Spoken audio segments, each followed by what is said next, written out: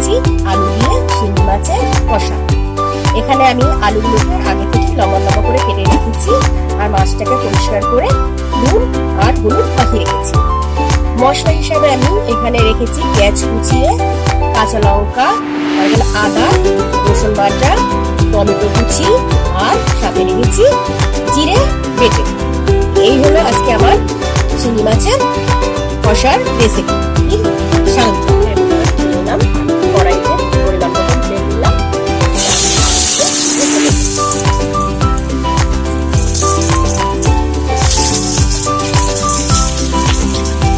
লাল লাল করে ভেজে দেবো। মাছটাকে অল্প একটু ভেজে দেবো। আমি এবার ফিরে আসছি, তার ফিরে এসেছি। এবার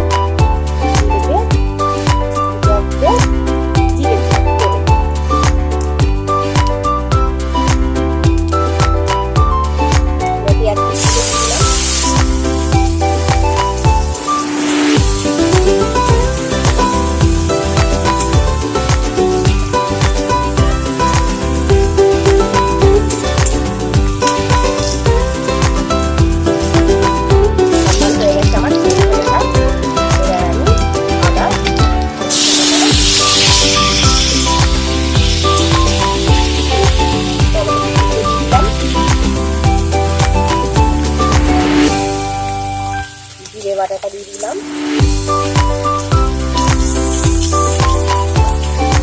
পরিমাণ মতো তেল দিয়ে দিলাম,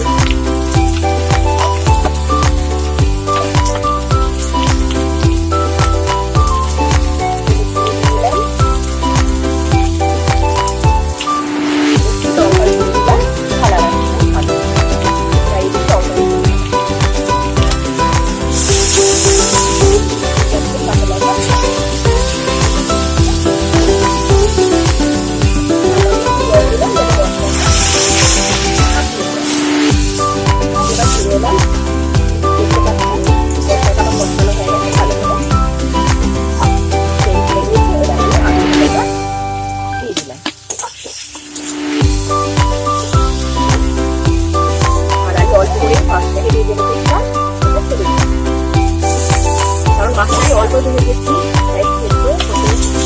সময় লাগে তাই আমি আগে থেকে দিয়ে দিলাম। এবার এই পরিমাণ মতন জল,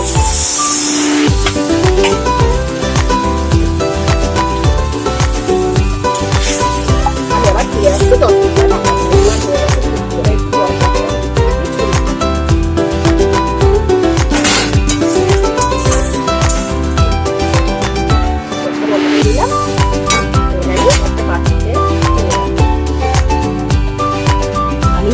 আলু আর শিঙি মাছের কষাটা করেছিলাম সেটাকে পাঠিয়ে ঢেলে রেখেছি। এবার আমি একটু খেয়ে দেখবো আমার রেসিপিটা কেমন হয়েছে।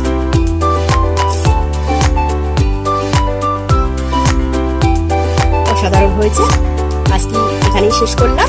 নমস্কার।